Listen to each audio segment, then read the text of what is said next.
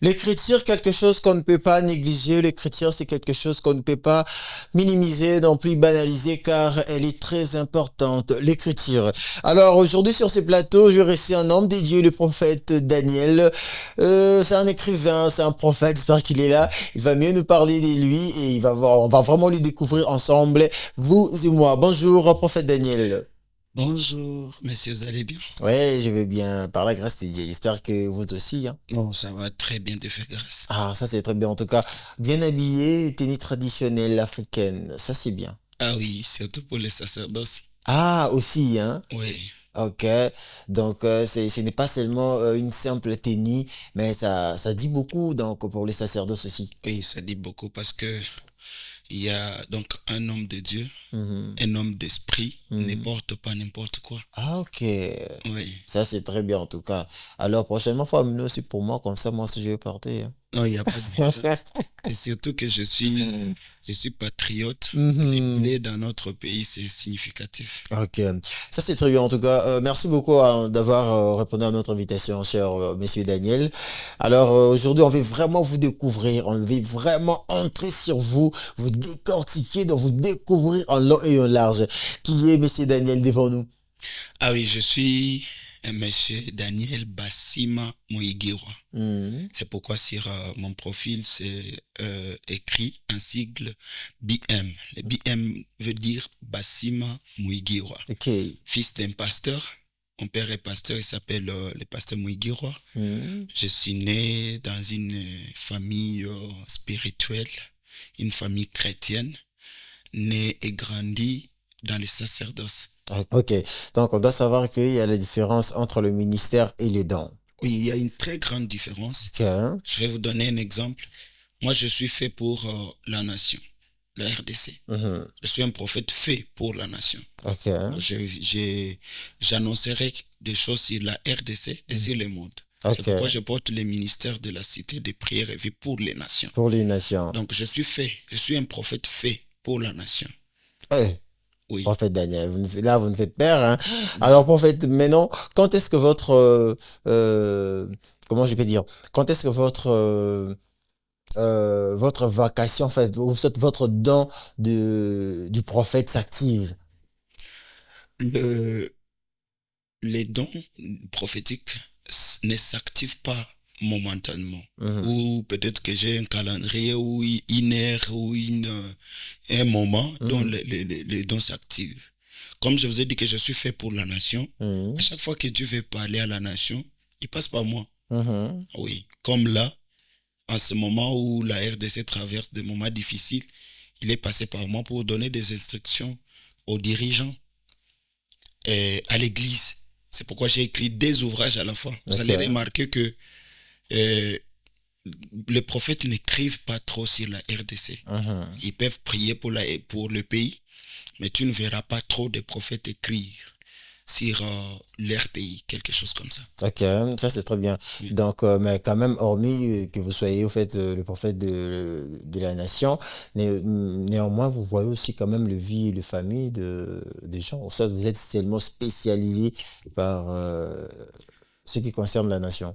Principalement, je travaille trop sur la nation. Vous savez, à force de travailler sur une chose, vous finissez par rester seulement dans cette chose-là. Mhm. Mais ce qui n'est pas dans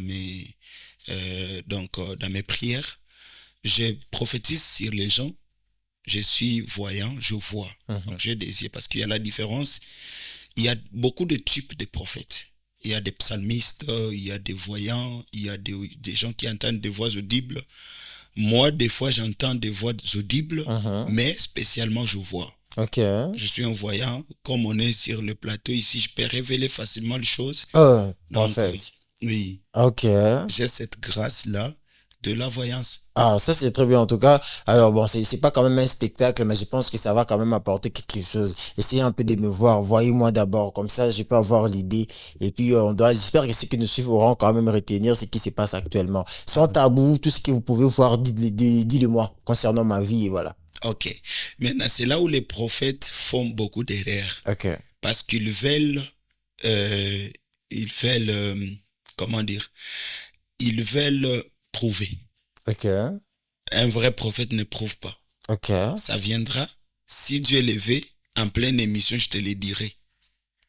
Ah, ok. Ce n'est pas à toi de demander. Parce que si tu demandes au moment que Dieu ne parle pas, ou je ne vois rien, et que je cherche à prouver. Non, mais récemment, je viens de dire que Dieu ne parle pas au moment précis. En fait, il peut parler à n'importe quel moment et puis voilà. Donc, là, ben, maintenant, là, vous pouvez parler. C'est pas seulement parce que j'ai demandé. Donc, ça veut dire que même maintenant, là, vous pouvez parler sans problème. Oui, maintenant, là, je peux parler. Mhm. Mais le problème, c'est quoi? C'est comme je vous ai dit. Un vrai prophète, c'est celui qui reçoit et transmet. Ok. Parce que si tu as l'habitude de suivre les hommes pour prophétiser, Mhm. tu risques d'être comme Aaron. Ok. Oui, Aaron de la Bible qui a suivi la voix du peuple au lieu de suivre la voix de Dieu. Prophète, mais c'est pas grave, prophète. Alors, on aimerait également savoir, prophète, parce qu'aujourd'hui, hein, on ne sait plus l'importance de la prophétie. Exactement, on ne sait plus qu'est-ce que la prophétie apporte dans l'église. Et puis voilà. Parce qu'aujourd'hui, avec des prophètes qui sont en train de vivre, vous allez voir un prophète, il est là seulement en train de nous rappeler, au fait, le nom de nos parents. Ma sœur, tu peux te lever. Ton père, c'est tel. Ta mère, c'est tel. Et puis voilà, ton oncle, c'est tel. Ton arrière-arrière-grand-père, c'était tel. Et puis voilà, et au finish, vous allez voir, il y a peut-être rien, en fait, d'intéressant. Il y a pas rien, en fait, de messages à capter, en fait. On aimerait également savoir, c'est quoi, en fait, l'apport de la prophétie dans l'église? Ah oui. Parce qu'on en a marre avec des prophètes aujourd'hui. Ça devient comme ça dans l'église. Vous allez voir un prophète. Oh non, il y a quelqu'un. Ton numéro de téléphone, il donne le numéro de téléphone. Et les sandales coupées à côté, une serre là au fond. Mais ça devient bizarre quand même, prophète. Bon, c'est bizarre, comme vous le dites, mais pour un vrai prophète, c'est pas bizarre. Vous savez, Dieu n'est pas seulement dans la logique, ou Dieu n'est pas un robot. Il y a des temps ou des moments que Dieu fait aussi des spectacles. C'est comme Élie et les prophètes des Baal. Si Élie revenait à notre temps ici, ça devrait être compliqué. Parce que Élie, lui, il vous demande de construire l'autel et d'amener de l'eau, amener des bois, amener des taureaux. Et puis, s'il y a un prophète qui peut venir nous amener tout ça aujourd'hui, Bokokima, vous allez fuir. Donc, il y a ce que certains prophètes ne comprennent pas. L'identification prophétique est différente du message ou de la prophétie. Si tu es capable d'identifier les gens, les numéros, ça ce sont des spectacles pour attirer l'attention des gens. Maintenant, donne les messages. Parce que si tu identifies, tu donnes les numéros de téléphone. Bon, numéro, je connais mon numéro. Je connais mon numéro de la carte ou de mon passeport. Mais donne-moi les messages. La prophétie, c'est les messages. Le futur, ceux qui sont... il y a ceux qui voient les passés. Mais je pense que si tu es seulement basé dans les passés, il faut revoir ton ministère. Parce que tu dois annoncer les choses futures. D'ailleurs, c'est ça, même la prophétie. Comment gérez-vous un prophète qui vient de perdre son enfant en fait, aujourd'hui, qui vient de perdre son enfant aujourd'hui, son enfant qui était malade et le prophète a perdu son enfant. Comment ce prophète n'avait pas vu la mort de cet enfant? Tu ne peux pas tout voir. Donc, nous sommes désignés avant de devenir des prophètes. Et il y a le maître suprême, Dieu, qui fait tout ce qu'il veut quand il veut. Vous voyez, dans la Bible, il y a des grands prophètes qui ont fait des exploits, des miracles, mais il y a aussi des choses qui ont échappé à leur curiosité prophétique. Comme Élie et Élisée. Et un prophète entre dans la maison d'une femme qui avait besoin d'un enfant, mais il ne voit pas que la femme n'a pas d'enfant. Il demande à la dame, et il demande plutôt à son serviteur. Si un prophète était un Dieu capable de tout voir, il aurait vu que dans la maison, il n'y avait pas d'enfant. Donc, on ne peut pas tout voir. C'est comme un exemple. Tu te maries à une femme, mais après quelques temps, tu divorces. Si tu es prophète, on va te poser une simple question. Est-ce que Dieu ne t'avait pas dit? Dieu ne t'avait pas montré quelque chose par rapport à ta femme? On dit souvent que les médecins ne peuvent pas se soigner. C'est pourquoi si tu es prophète, cherche à voir dans ton entourage des autres prophètes par qui Dieu va passer pour te parler. Et c'est là où beaucoup de prophètes sont désorgueillés en croyant que Zambé, donc Dieu parle pas seulement par moi, il me parle, les autres ne peuvent pas me parler. Non, non. Dieu te parle, mais tu n'es pas le seul à qui Dieu parle. C'est pourquoi un vrai prophète doit aussi reconnaître les autres prophètes qui sont entourés par des autres prophètes par qui Dieu va passer pour lui parler. Oui. Ok, ça c'est très bien en tout cas. Ah, prophète, donc vous maîtrisez bien votre métier. Un peu, oui, parce que je t'ai dit que je suis fils déjà d'un pasteur. Je suis né et grandi dans ça. Il m'a instruit. Il m'a montré quelle voie il faut prendre. Comment on peut canaliser son ministère. Oui. Et c'est pourquoi Est-ce que vous pensez que si peut-être ce n'est pas un don réussi, est-ce que c'est aussi possible de devenir prophète par formation? Par formation? Oui. On te forme Oui. d'être prophète? Oui, par exemple. On te forme? Oui. Non. Je crois à l'impactation, pas à la formation. Ok. Ça, je ne les connais pas, je ne l'ai jamais vu dans la Bible. Je sais qu'il y a des personnes qui ont servi les hommes de Dieu, parce qu'il y a des gens qui ont servi des hommes de Dieu qui ont fini à devenir des prophètes. Oui, il a été impacté. Comme Élisée. Élisée n'a jamais prophétisé avant son impactation. Donc, tu peux être impacté. Mais maintenant, si tu as les dons ou les ministères, tu seras au pied d'une personne qui va te former, te montrer les chemins. Mais on ne peut pas te former dans une chose que tu n'as pas ou tu n'es pas. Oui. Alors, il faut être d'abord prophète pour recevoir une formation par rapport au prophétique, savoir comment tu peux canaliser les dons prophétiques. Oui. Ça, c'est très bien en tout cas. Alors, prophète, j'espère qu'on va maintenant parler de nos ouvrages qui maintenant là sur la table. Et ce sont des livres que vous avez proprement écrits? Tout à fait. Écrits, pardon. J'ai écrit à la main. Ok. Oui, parce que j'ai l'habitude d'abord d'écrire. Ok. Je prends mon inspiration dans un livre biblique qui est la Bible d'ailleurs. Dieu, avant de faire un plan ou un projet, il l'écrit d'abord. Donc Dieu, c'est un écrivain. Ok, ça c'est très bien. Vous êtes sûr que ce n'est pas des l'IA, parce qu'aujourd'hui, la plupart des gens écrivent des livres avec l'IA, tout ça. Ah non, mes livres ici... L'intelligence artificielle. Non, non, ce n'est pas de l'intelligence artificielle. C'est vraiment l'inspiration. L'inspiration. Divine. Oui, parce que moi, d'abord, je parle trop sur les hôtels.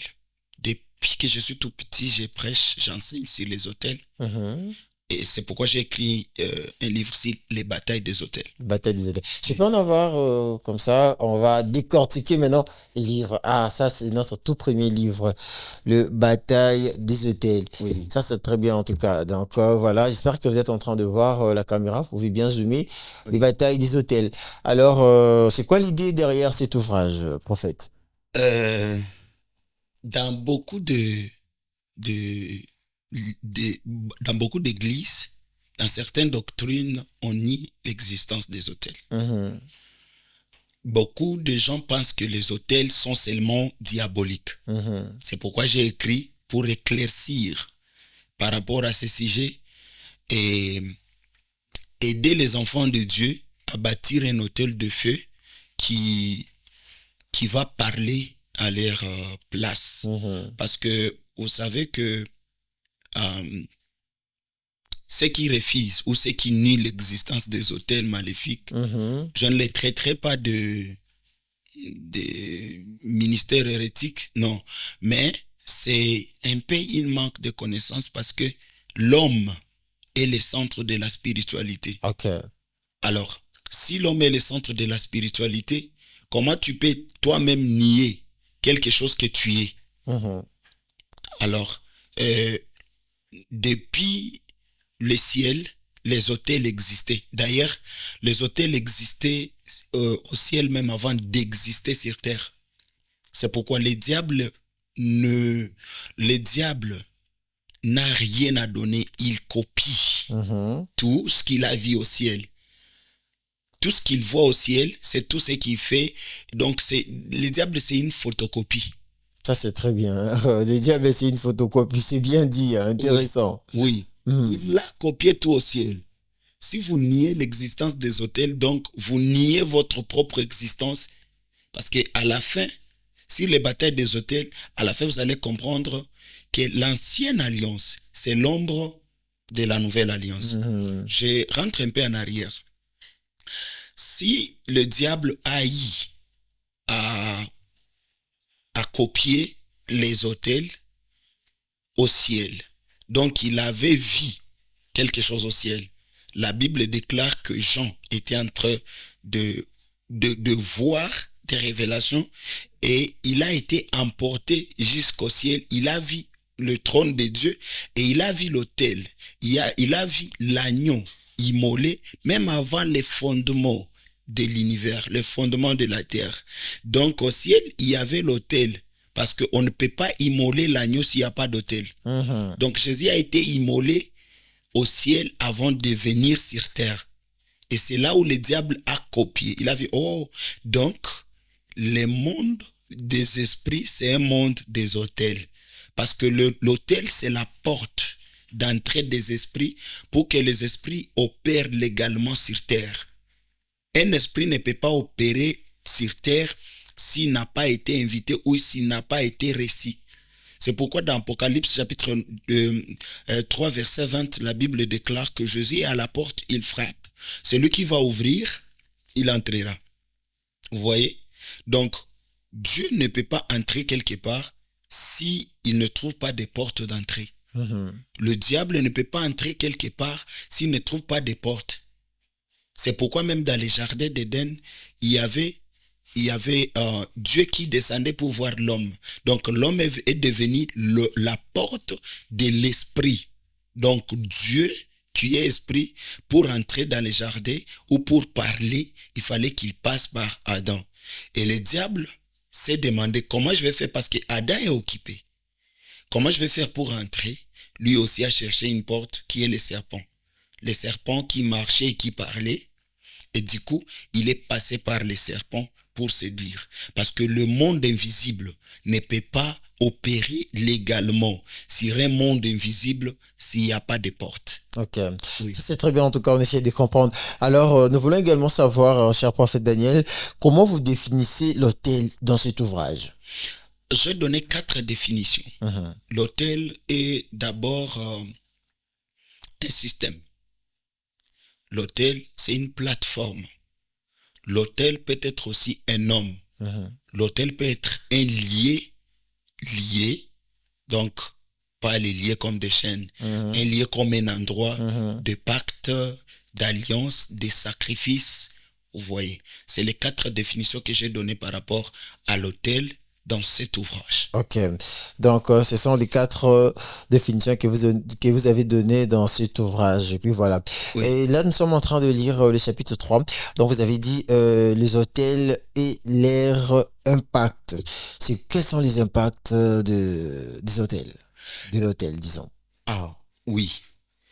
L'impact de l'autel, que ce soit l'autel maléfique ou l'autel de Dieu, les autels ont beaucoup d'impact dans les vies des gens. L'autel peut influencer le caractère d'une personne. Et c'est ce que les gens ne comprennent pas. Quelqu'un qui te contrôle à travers de son autel, il te contrôle tes mouvements.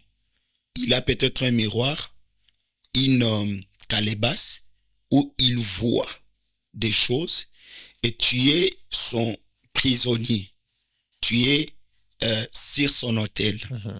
Il commence à repérer tes mouvements. Il influence tes actes. Tu te réveilles, tu es en colère. Tu as bien dormi, mais tu te réveilles en colère. Tu as besoin de casser tout ce que tu vois.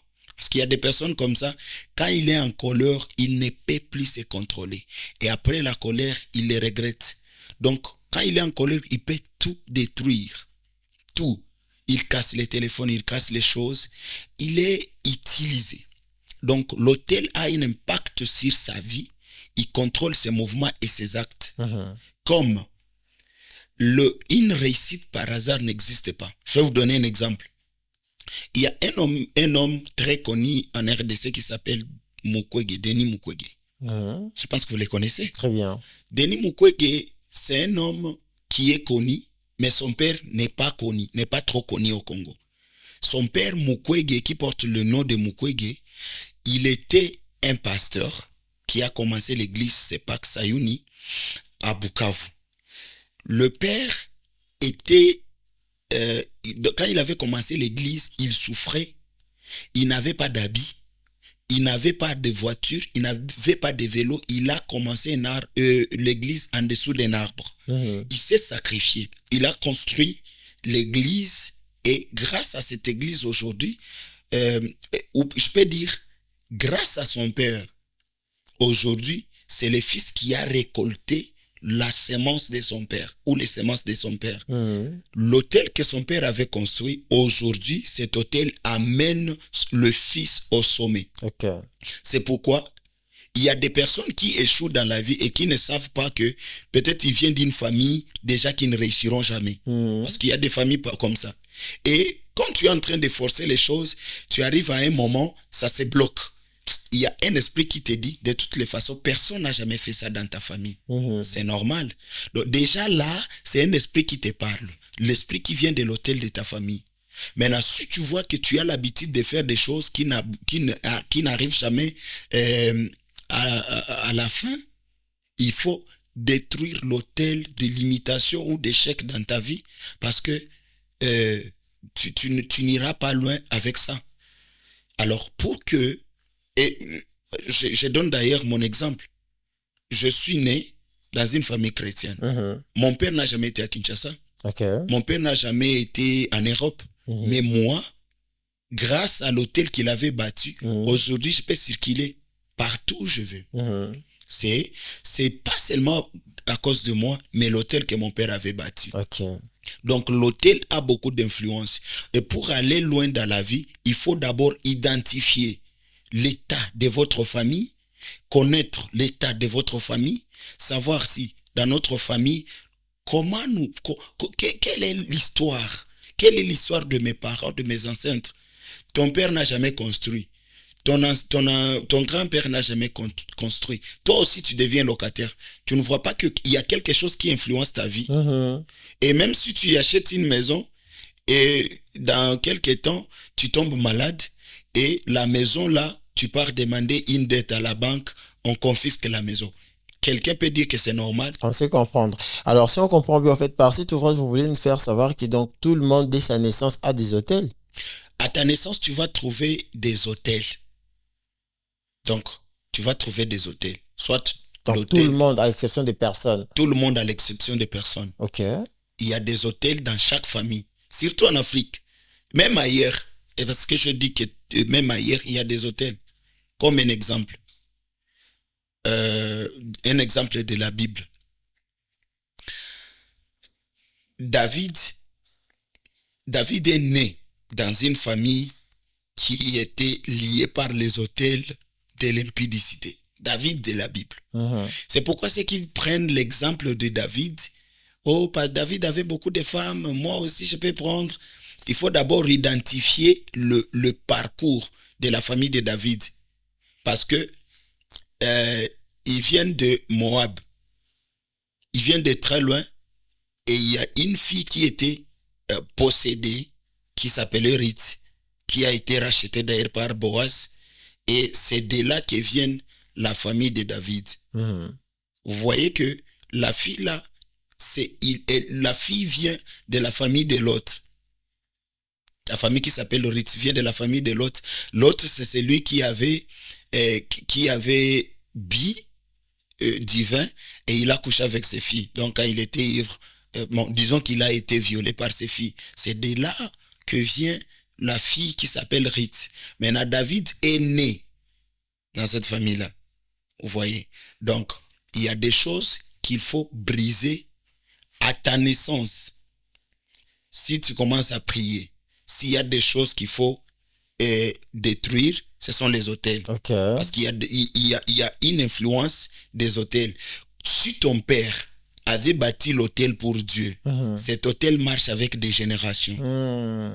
Si ton père avait bâti l'autel pour le diable ou pour la magie, la sorcellerie, donc pour le diable, toute la famille marchera sur cette voie. Ça, c'est très bien en tout cas. C'est par là que nous trouvons vraiment, ce livre est vraiment intéressant. Donc, je vous rappelle encore, ce livre est Le Bataille des Autels, comme vous êtes bien en train de le voir, écrit par le prophète Daniel. Donc, c'est vraiment important. J'espère qu'on va vraiment marteler sur ça. On doit en avoir. Donc, lisez vraiment ces livres. C'est vraiment intéressant. Ah, prophète. On peut voir alors les Ségans. Les Ségans, ça dit quoi déjà? C'est quoi le titre? Je suis en train de voir ici. J'aime ma nation. J'aime ma nation. Ah, patriote à solo, hein. C'est bien d'aimer sa nation, hein. Oui. J'aime ma nation. En fait, c'est quoi le message caché derrière cet ouvrage, J'aime ma nation? J'aime ma nation d'abord. Les noms parlent. Les noms de l'ouvrage parlent. C'est quelque chose qui doit être écrite sur ou dans les cœurs des gens, sur leur front. Je écris pour pousser les gens à comprendre que nous n'avons que la RDC. Okay. Ah, donc vous êtes aussi politicien, hormis que vous soyez prophète? Non, je ne suis pas politicien. Ah, parce que le livre, quand ça parle de la nation, on se dit, ben, peut-être, vrai. Bon, il y a la différence entre le patriotisme et la politique. Tu peux être patriote sans être politicien. Ça, c'est fort, oui. Donc, moi, je suis patriote. J'ai le ministère donc, j'ai le ministère sacerdotal, royal, mais aussi, je suis patriote. Quand je vois ce qui se passe dans notre pays, comme je prie pour la RDC depuis que je suis petit, quand je vois ce qui se passe, et peut-être que ma voix n'arrivera pas partout, j'ai décidé d'utiliser l'encre pour transmettre le message. Oui. Ça, c'est très bien en tout cas. Oui. Et alors, on a vu quelque part ici dans cet ouvrage, vous avez parlé du drapeau en fait. Vous avez parlé de l'étoile, que l'étoile doit déplacer de là où ça y est. Ici. C'est quoi en fait? Essayez un peu de nous expliquer. Vous savez que le monde spirituel, c'est un monde des signes, des marques, comme dans la magie, donc les chrétiens n'aiment pas qu'on touche à la magie. Les gens n'aiment pas qu'on parle de la magie. Si tu es serviteur, tu parles de la magie, on commence à penser que tu es sorcier. Pourtant, nous luttons, nous combattons le mal. Et le mal, c'est le monde des ténèbres. Les petits signes qu'on néglige chez nous, ce sont des signes très importants dans le monde spirituel. Dans notre drapeau, d'abord, il y a une étoile qui est confinée en haut du drapeau, une bande rouge au milieu, et il y a en dessous de la bande, l'étoile ne touche pas l'intégralité du drapeau. Et moi, quand j'ai prié, un jour j'ai prié, j'étais en Zambie, en mission, j'étais en train de prier pour la RDC, et le Seigneur m'a dit aux dirigeants de changer les drapeaux. Qu'ils enlèvent l'étoile qui est en haut, qu'ils les remettent au centre pour que l'étoile touche l'intégralité du drapeau. Parce que la partie inférieure, c'est la partie est de la RDC. La partie qui n'est pas touchée par l'étoile. Donc, c'est la partie qui sera cédée. Et c'est un signe de balkanisation. Alors les gens voient seulement les drapeaux et ils ne savent pas. Mais l'homme blanc ne fait pas une chose par hasard. Parce que ce drapeau ici fut utilisé en 1963. Ce drapeau a été adopté en 1963 par l'État indépendant du Congo. Pourquoi le drapeau a été ramené en 2006? Parce que peut-être ils l'ont ramené sans étudier les symboles spirituels qui étaient cachés là-bas. Mais vous savez que beaucoup de blancs sont des magiciens, que les gens n'aiment pas qu'on dise ça. Ils aiment seulement dire que les Africains sont des marabouts et tout, mais les blancs sont des satanistes. Ils savaient que si on met l'étoile en haut, ça sera un symbole de balkanisation et le pays sera balkanisé. L'Est de la RDC sera un pays à part. Maintenant, pour ne pas arriver à ça, j'ai écrit pour interpeller j'ai écrit pour rappeler. J'ai écrit pour que l'on remette l'étoile au centre. Et c'est comment on va les remettre? Qu'on organise une table ronde des communautés, que toutes les tribus soient représentées, que les Congolais soient au centre. Comme le président a toujours dit, les peuples d'abord. Si ça ne reste, pour que ça ne reste pas seulement un slogan, et que le peuple soit au centre de tout plan ou toute activité qui peut être organisée en RDC, il faut que toutes les tribus de la RDC soient représentées sur une table ronde et qu'ils parlent de la RDC et qu'ils prennent la solution de remettre toutes les tribus au centre, qu'on détruise le tribalisme, parce que c'est par le tribalisme que le pays sera divisé. Oui, c'est ça même le rôle d'un prophète, d'annoncer ce qui va arriver. Et s'ils ne font pas ça, et quand le pays sera divisé, ils diront qu'il y a un prophète qui avait déjà écrit, mais on n'avait pas pris, sa prophétie en considération. C'est pourquoi j'ai écrit qu'on essaie un peu d'analyser, d'observer pourquoi seulement le drapeau, pourquoi seulement l'étoile doit être confinée en haut. En haut. Pourquoi? Ça, c'est très bien en tout cas. C'est très fort en tout cas comme message. Donc tout ça, on peut le retrouver dans les livres J'aime ma nation. Ah, donc là maintenant vous démontrez la nation. J'aime ma nation, tome 1. Et à part ça, c'est quoi encore le message au fait derrière ces livres, à part celui du drapeau? Il y a beaucoup de messages derrière ces livres, comme comment nous pouvons développer le 26 provinces. Comment nous pouvons atteindre l'apogée éducative. Comment on peut changer le système éducatif de notre pays. Okay. Oui. Nous avons 7 chapitres dans ces livres. Et je ne saurais pas parler de tout ça aujourd'hui, mais on reviendra. On va parler de ces 7 chapitres et on va éclairer le Congolais par rapport à tout ce qui se passe. Okay. Je vais parler de l'histoire de la guerre. J'aimerais toucher à ça un peu parce que la guerre a détruit notre pays pendant longtemps. Et il est temps que nous faisons quelque chose qui va aider la nation. Okay. Vous savez, l'Est de la RDC, d'ailleurs, en passant, je salue mes frères, mes sœurs de l'Est de la RDC qui sont en train de traverser des moments difficiles, qui sont en train de traverser des moments de larmes, des moments de douleur, des moments de souffrance. Nous sommes un seul pays et nous savons que la guerre finira. Ce qui est sûr, la guerre a détruit notre paix. La guerre nous a rongés pendant 30 ans et j'ai montré les dégâts que la guerre a causés en RDC. Les déplacements massifs, le mort que nous ne pouvons plus compter aujourd'hui. Et tout ça, toutes ces choses, comme moi-même je suis de l'Est, j'ai vécu la guerre. Je suis né dans un village où on égorgeait les gens comme des moutons, comme des animaux. J'ai des traces de la guerre sur mon corps. Vous voyez, je suis né dans un village qui a été touché par la guerre. Je vis mes cousins, mes cousines se faire violer. J'ai vu mes amis, mes frères. J'ai vu des parents égorgés comme des moutons. On égorge une personne, on met sa tête sur l'assiette.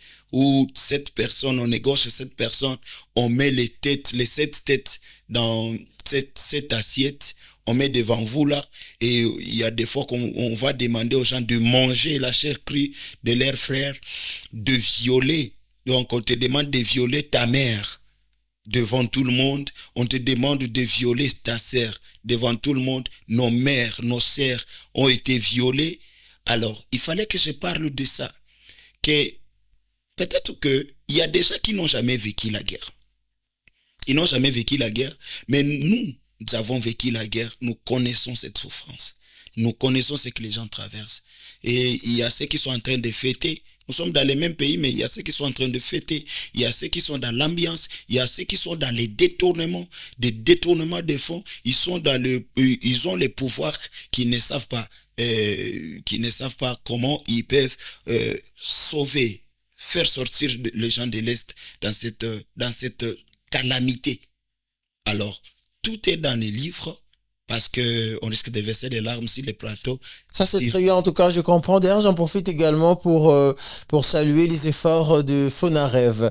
Oui. Fonarev avec Genocost. En tout cas, Fonarev, merci pour tout ce que vous êtes en train de faire. Nous sommes en train de voir des efforts fournis par Fonarev. Et voilà, donc c'était déjà le 2. On avait vu Genocost où même le chef de l'État était présent. Il y avait des victimes, des survivants de cette guerre de l'Est. En tout cas, ça nous reste indifférent. En tout cas, les familles qui ont été touchés, brisés, au fait, les survivants des Goma en général, nous sommes vraiment de cœur avec vous. J'insiste en saluant les efforts de Fonarev. Alors, donc, nos ouvrages sont là. Donc, j'aime ma nation, comme le prophète Daniel vient de le dire tout à l'heure. Donc, j'espère que, voilà. Prophète, bon, on continue d'abord, on va beaucoup plus donner les détails après à la fin. Prophète, maintenant, en fait, c'est quoi l'objectif en un mot, hein, parce que nous sommes en train de chuter. C'est quoi l'objectif, au fait, de cet ouvrage, J'aime ma nation? C'est quoi son objectif? Moi, je voulais d'abord réveiller les jeunes. Je voulais réveiller les jeunes. Je vois que le président de la République, d'ailleurs, je salue ses efforts, c'est que le président est en train de faire avec notre jeunesse. Je sais qu'il n'a pas encore atteint son objectif, mais il est en train de travailler et je salue sa vision. Mais je voulais réveiller les jeunes. Tous les jeunes Congolais doivent comprendre que l'avenir de la RDC se repose sur la jeunesse. Pendant que vous êtes en train de boire, de chanter, de danser, vous êtes dans l'ambiance, les autres, les voisins, les ennemis de la RDC étudient les failles, comment ils peuvent nous exterminer, comment ils peuvent voler une partie de notre terre. Ils font des formations militaires à l'école primaire. Ils étudient le village de la RDC. Parce que moi, j'ai étudié tous les villages de la RDC et j'ai donné quelques détails de tous nos villages de la RDC. Et l'ennemi de la RDC est en train d'étudier comment je peux entrer, par où entrer. Quand nous sommes en train de boire, vous allez voir des terrasses partout. Des terrasses, vous allez voir des bars partout, des églises qui ne cessent de naître, tout le monde est devenu prophète, des lives sur TikTok. Nous sommes en train de sombrer, nous sommes en train de tomber dans l'erreur. Nous devons être vigilants parce que l'ennemi étudie, il fait des stratégies où il va passer. Il envoie des filles dans des bars. Ils envoient des filles, ils prennent des filles dans leur pays, ils envoient chez nous. Et quand vous commencez à coucher avec ces filles-là, vous dévoilez les secrets. J'ai tout écrit dans les livres. Je voulais que le Congolais se réveille, que la jeunesse se réveille. Toko tana armée, toko tana formation militaire. Même moi, je demanderais qu'on commence à faire des formations même à l'école primaire. Après, c'est juste l'école primaire, Moutounio soit ça la formation. Pour que demain ou après-demain, que nous ne soyons plus comme si nous sommes faibles devant un petit pays, devant une petite armée. Nous devons nous réveiller. La jeunesse doit se réveiller. Faisons des mouvements des jeunes dont on va étudier ensemble quelle stratégie à mettre en place pour qu'on puisse envoyer ça vers le président d'ailleurs qui reçoit tout le monde, qu'on envoie des stratégies comme de jeunes, qu'on passe dans des émissions, qu'on écrive, qu'on se réveille. Parce que notre pays est envahi et nous devons nous réveiller parce que ce n'est que les jeunes qui peuvent faire ça. Et je parlais de ça, je montrais aux jeunes, réveillons-nous. Et si nous avons peur d'affronter les politiciens, si nous avons peur de faire la politique, si nous avons peur d'affronter la situation actuelle, qui le fera à notre place? Dieu ne descendra pas du ciel pour venir combattre. Il va passer par nous pour combattre. Il va passer par nous pour bâtir. Quand nous sommes en train de fuir la RDC, si quelqu'un reçoit la prophétie d'aller en Europe, il commence à sauter, il organise des fêtes, je vais aller en Europe. Et ceux qui ont construit l'Europe, ce sont des anges, ce sont des gens qui ont pris conscience que leur pays est plus important. Et c'est pourquoi moi je viens réveiller le jeune. Restons dans notre pays, affrontons la réalité actuelle et nous allons bâtir un pays fort, uni et prospère. Merci beaucoup, prophète Daniel. En tout cas, Maniang, je te lègue le prophète. Hein, donc, j'espère que prochainement, vous serez reçu par Maniang, mon jeune frère. Okay. Exprimez-vous et puis voilà. Donc, vous serez là-bas pour vraiment décortiquer cet ouvrage que moi, personnellement, j'apprécie beaucoup. J'aime ma nation. Livre écrit par le prophète Daniel. Donc, prophète, alors, c'est déjà disponible. Où est-ce qu'on peut en avoir? Vernissage, c'est où? Comment ça se passe déjà? Oui, le vernissage, c'est pour le 23 août. Ok. Donc, nous serons à Ngaliema, juste à côté de la salle Madjab ou la salle Pamoja. Pamoja. Oui, le 23 août. Donc, sur Ngouma, vers Érosion. Oui, Seraré Érosion. Je pense que c'est Seraré Érosion. Oui. Oui, c'est là où nous serons le 23 mai à 12h pile. Ok. Oui. Donc, pour la dédicace de ces livres. Oui. Ok. Donc, j'espère qu'on sera là. On sera là, en tout cas, ensemble. On doit vraiment apporter notre main parce que ce sont vraiment des livres qui parlent beaucoup. Donc, nous trouvons vraiment nos intérêts dessus, en tout cas. Donc, c'est des livres. Il y a J'aime ma nation et Le Bataille des hôtels. Oui. Le bataille des hôtels. Et puis, J'aime ma nation. Ce sont des livres écrits par le prophète Daniel. Donc, ça parle vraiment beaucoup. Ça parle de notre pays. Et c'est vraiment important pour nous d'en avoir. J'espère que le 25 août, on sera là. Le 23. Le 23. Ah, désolé. Le 23, le 25. Je suis en train de voir ton des programmes. Mais le 23, nous serons là ensemble avec le prophète Daniel pour le vernissage de ces livres. Donc, c'est des livres. En tout cas, et puis voilà, vous avez déjà fixé le prix ou ça... Non, on n'a pas encore fixé les prix parce que les prix sera fixé après le vernissage. Après le vernissage. Donc, après le vernissage, donc le livre sera disponible partout. Et puis voilà. Donc, venez déjà nombreux le jour du vernissage. Comme ça, ensemble, on va encore découvrir en long et en large. Croyez-moi que dans ces livres ici, il y a vraiment de la richesse parce que le prophète a beaucoup décrit, a beaucoup expliqué et c'est vraiment important pour nous d'en avoir. Donc, le prix, le montant des ventes seront fixés juste après le vernissage de ce beau livre écrit par le prophète Daniel. Prophète, merci beaucoup d'avoir répondu à notre invitation. J'espère que prochainement on va encore se revoir ici pour ça. Ça se voit que vous avez vraiment beaucoup trop à dire. Ouais. Comme je l'ai dit ici en rigolant, je disais je vous lègue auprès de mon collègue Maniang l'émission Exprimez-vous. Ouais. J'espère que là-bas vous allez encore expliquer, au fait, détailler le livre qui nous bénit. Donc, c'est vraiment important pour nous, la jeunesse. Et pour finaliser, est-ce que vous avez un projet de voir le ministre de la jeunesse et éveil patriotique, Madame Grace Coutinho? Bien sûr, comme je parlais trop sur la jeunesse, et le livre d'ailleurs qui parle de notre pays, il y a beaucoup de choses dedans qu'on va bien expliqué très bientôt. J'aimerais voir la ministre. Pourquoi pas le chef de l'État? Le chef de l'État qui est d'abord un homme bien, un homme fort, que personne ne méprise les efforts que notre président et la première dame sont en train de fournir. Surtout si la jeunesse, vous voyez ce que Maman Denise est en train de faire avec la bourse Excellence. Excellencia, oui, nous étions d'ailleurs là-bas l'autre fois, c'était le lundi passé, la bourse Excellencia. Désormais, c'est maintenant le projet, ministère de l'enseignement. Donc, ça ne appartient plus à maman. On était là la fois passée, elle avait vraiment expliqué.